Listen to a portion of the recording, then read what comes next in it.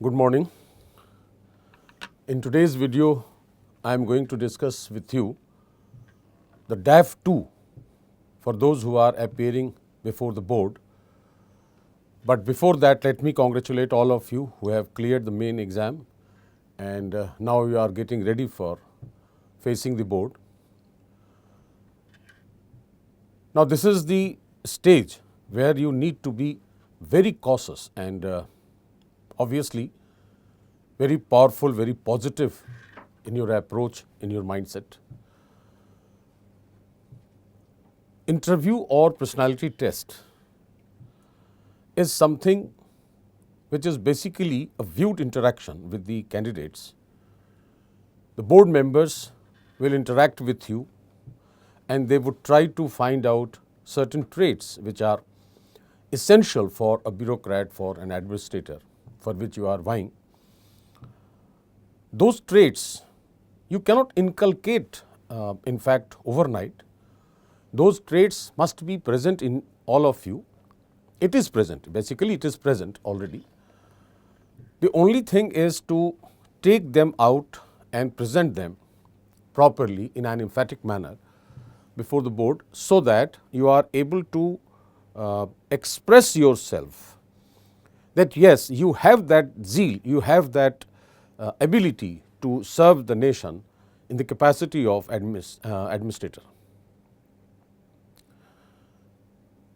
Detailed application form 1 and 2. The one you must have already filled, you know how to fill the form. I am not going to discuss those basic things, but the point is why the commission wants you to fill this DAF 2. It is detailed application form. When you inform the commission through these columns given in that DAF, the board comes to know what exactly you are and what are certain traits in you, what have you done in your life so far,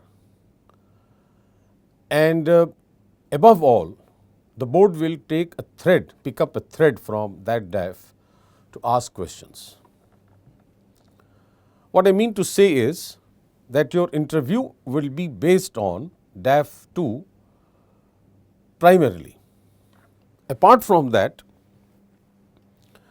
some of the questions they may ask from across the sectors of the society or economics or international affairs, but primarily to test one's personality, your application form plays the most significant role.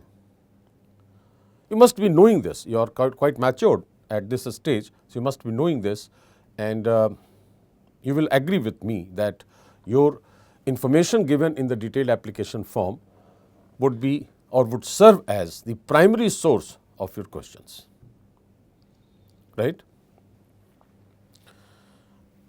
It is not a matter how to fill, but it is a point of concern to look at these points or to look at those columns and to find out the threads from where the board may pick up a question. That I am going to discuss with you, and that is the idea behind this video or recording this video, because you are supposed to fill the form before 15th of this month.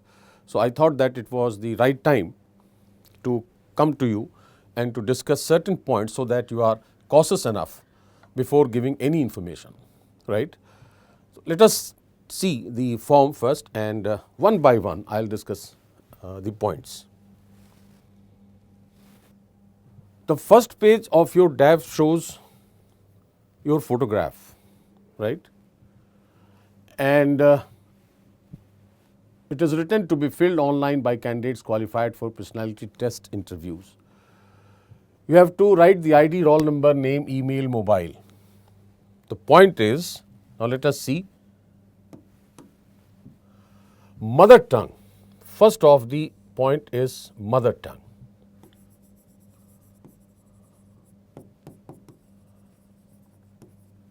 I am going to tell you the area from where you can pick up the thread or from where you can expect that the examiners will pick up a thread, right?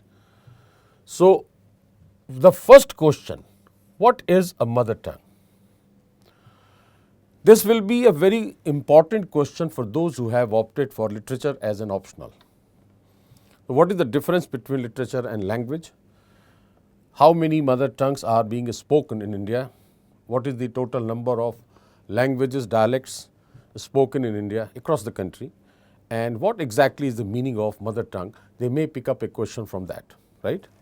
They may not. What I am trying to say is, they may not. But why to take a risk? Second is your place of birth. Name of your father, mother, all. So, your place of birth,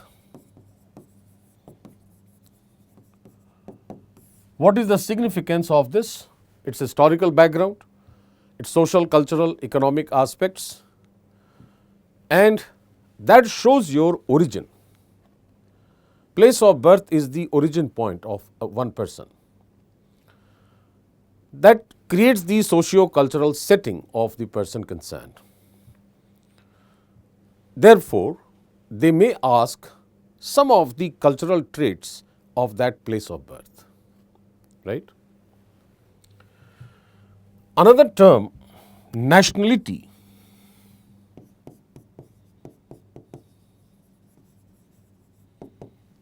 What it is, how it is different from citizenship, how it is different from domicile. The constitutional amendment to amend, or the Amendment Act, Citizenship Amendment Act 2019, you all must have read. Once again, it is in news. Therefore, nationality, citizenship, domicile, CAA 2019, its controversy. What I mean to say is, they will pick up a point and they will diverge it to various directions. So, nationality is written here, and I may ask a question from all these things. How many persons are there in India? Means types of persons according to the Constitution of India, like natural persons, juristic persons. Why not juristic persons are given citizenship? So, a complete area of politico-constitutional system of India could be open to ask questions, right? Then, your father's profession and mother's profession. If your mother is a homemaker or a housewife, if your father is an agriculturalist or in some job, what is that job? What is that? What idea you have about that job? If your mother is homemaker or housewife, then what exactly is the meaning of homemaker and what she does? From there, the role of mother, the role of family in inculcating ethical moral values, the role of family in educating people. All these things could be asked from here. This is the point. Then annual income of your father and mother and others. So, that is the, but the first page of your DAF gives you 2-3 things primarily: the mother tongue, the nationality, and related areas.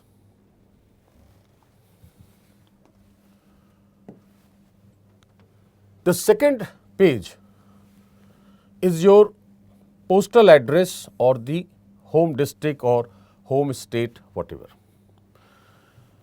Now, home district and home state, what one should know about that as a bureaucrat, what one should know as a general person, that is different. What you should know as a prospective bureaucrat. The first and foremost thing is culture. Why? Why? Because if I draw a diagram for you, this is society and this is founded on culture. And on this thing you have economics and then politics. Your district will have a specific culture, a specific social system, a specific economy. Obviously, the politics is of the nation and state. Primarily, the culture is very important. If you know the culture of that state to which you belong, if you know the culture of the district to which you belong, it means you will be able to understand the society, you will be able to understand the economic aspects of that particular area. And if you know all this, you will give a message to the board that I would be a person, wherever I would go, I would be able to understand the cultural, social, economic, political aspects of that particular area or that particular state where I will work. If I get home state as my cadre, then it will be very easy for me to understand and implement the policies because of this idea. So, home state and home district you should prepare starting from culture, society, economics and political aspects. The challenges, the problems, the USPs, unique points that you have to specify.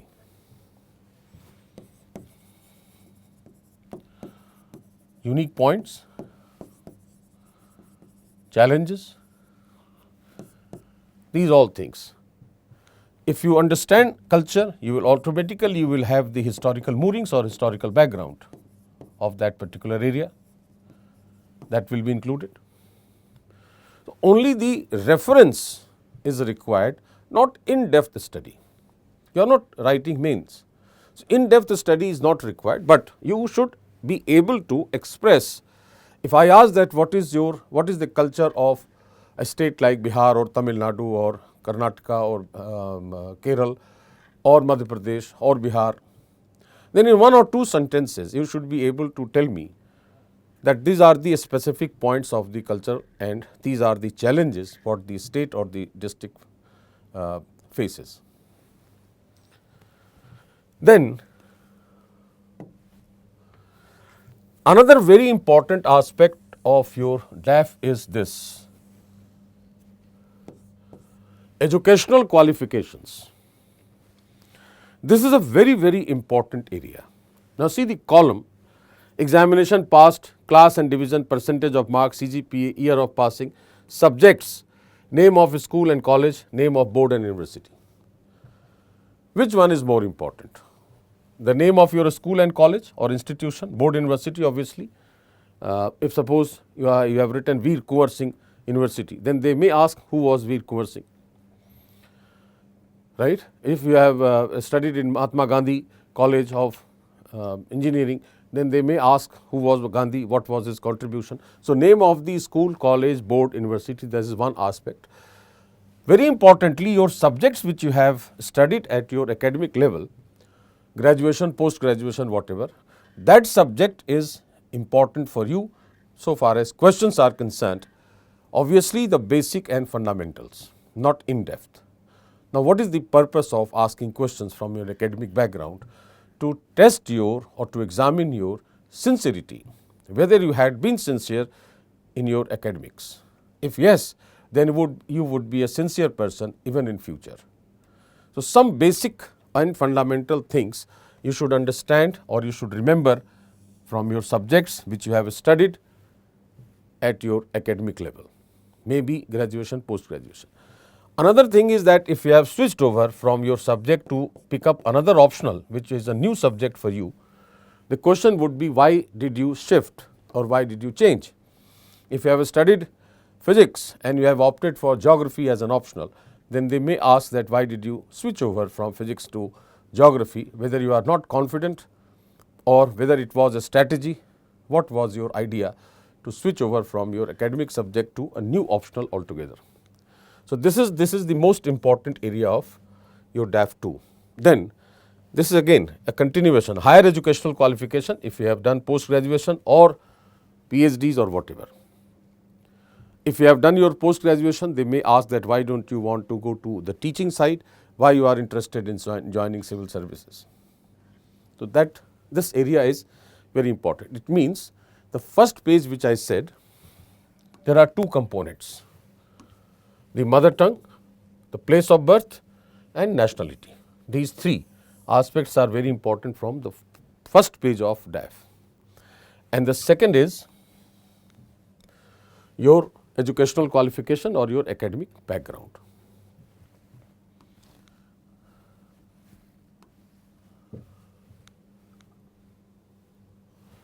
Then again a very important area, how to pick up a cadre.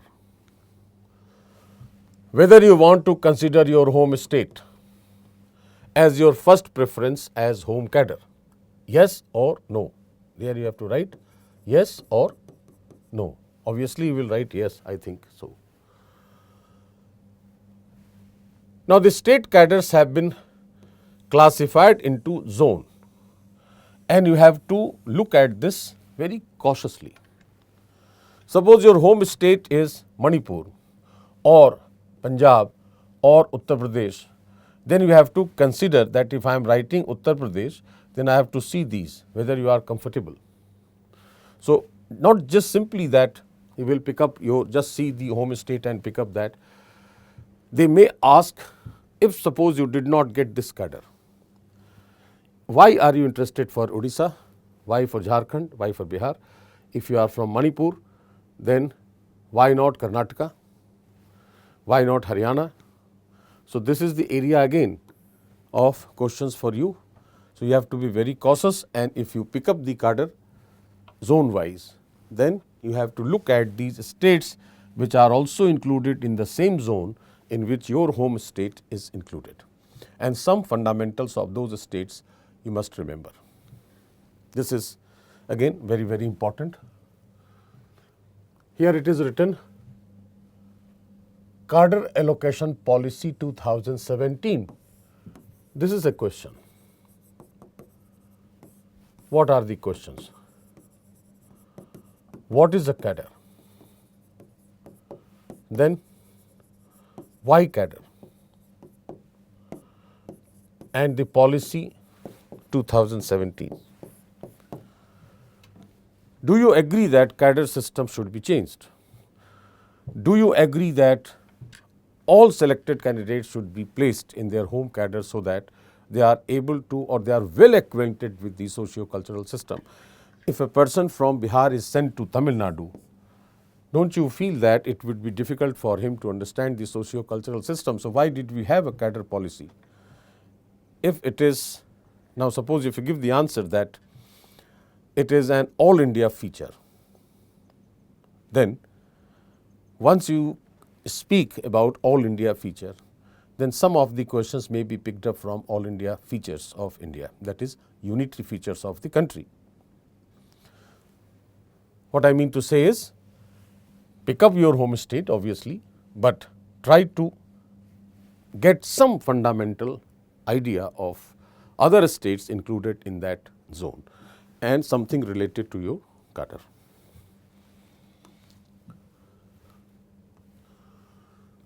Then your service preferences.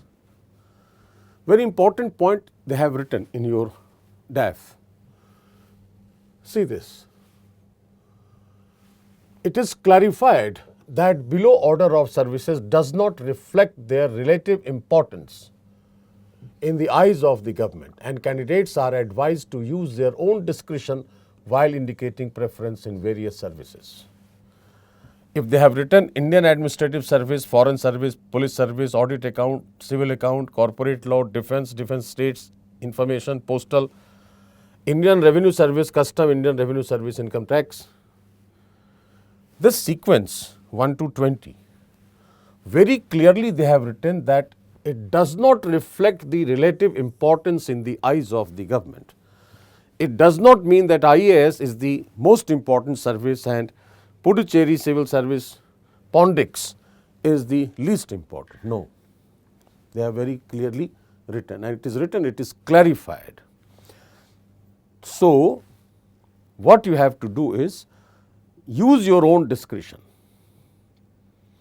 But they may ask that suppose I have written Indian Administrative Service 1, Police Service 2, this is a general pattern, then Foreign Service you may not, then you write generally income tax, IRS income tax, then IRS customs, then you write suppose Indian Audit and Account 5, then 6 is Indian Foreign Service, like most of the candidates they feel like this. This is a general pattern that you want to become an IAS officer, IPS officer, Indian Revenue Service officer. But the point is, why? Why not audit account before Revenue Service? Why not Foreign Service before IAS? Why not Foreign Service before Police Service? So, what is your discretion? Discretion does not mean your wish. Discretion has certain rationality. Try to understand the meaning of the word. Discretion inherently includes your rational thinking. So, if I have used my discretion to give a preference of the services, then what rationale I have used to pick them? That you should be very clear in your thoughts. They may ask this, that what was your parameters that you picked up Indian Administrative Service first and Indian Foreign Service 7th and Pondicherry Civil Service at the end. What was your parameter? That they may ask. So, you have to be very cautious. So, there are few points. Now, let me enlist for you whether you will that you understand.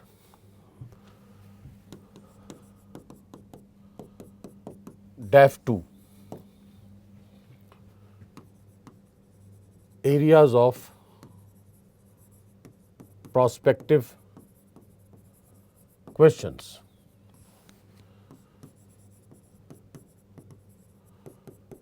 Mother tongue, place of birth,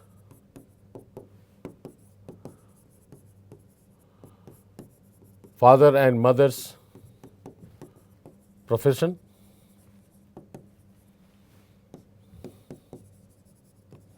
home district, home state,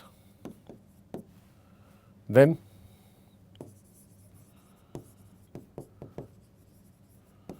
educational background, then your zone and state cadre, then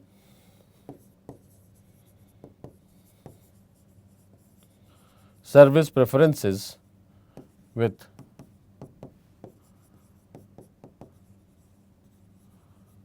rationality. These are the areas of question from DAF 2, and you should be able to prepare, and you have to be very cautious in filling this. Now, last but not the least, very, very important thing.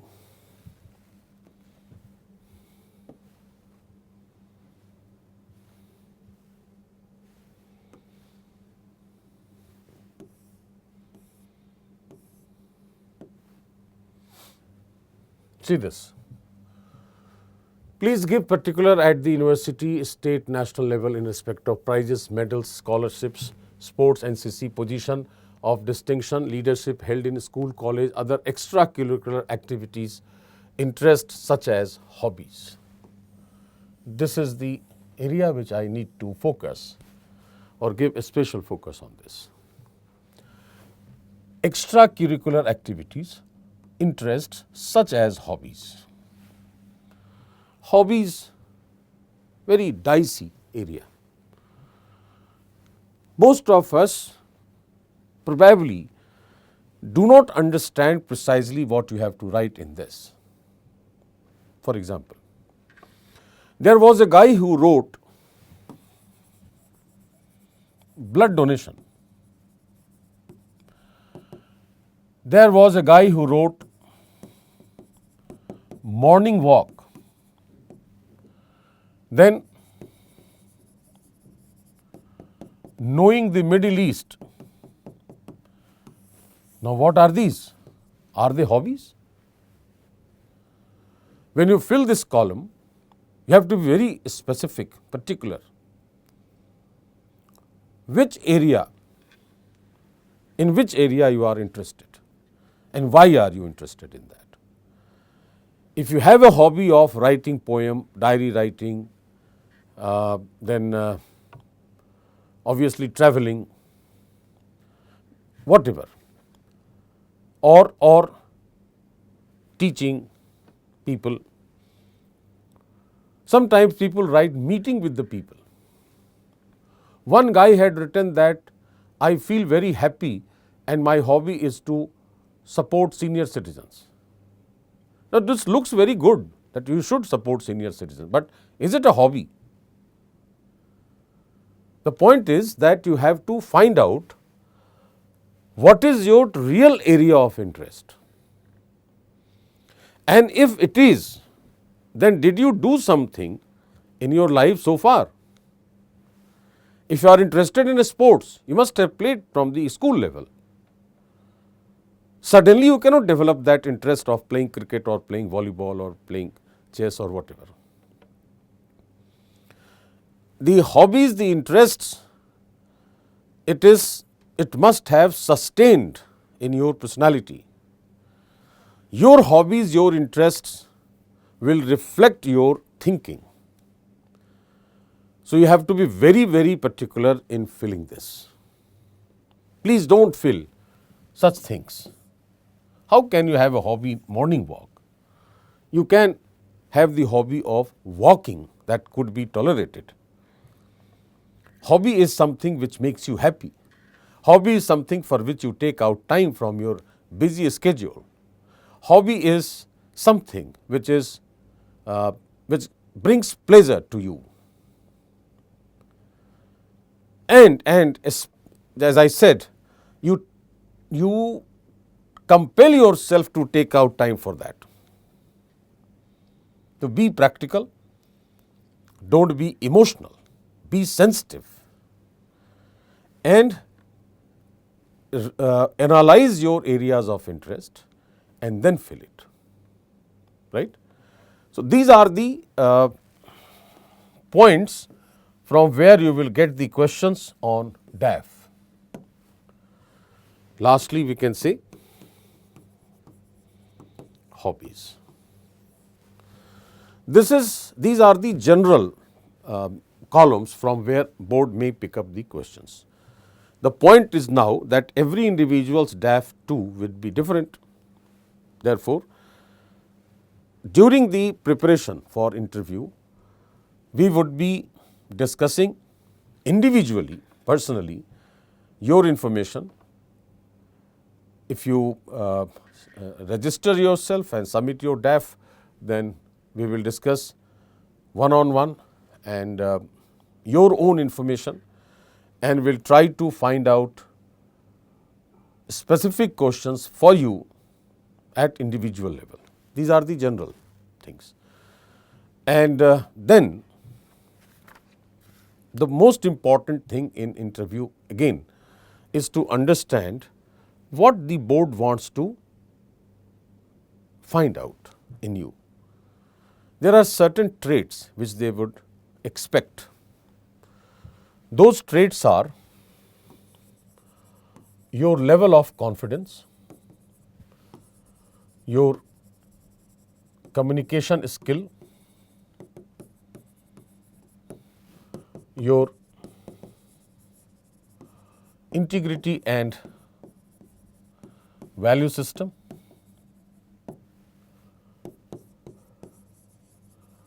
your decision making ability, your problem solving skills,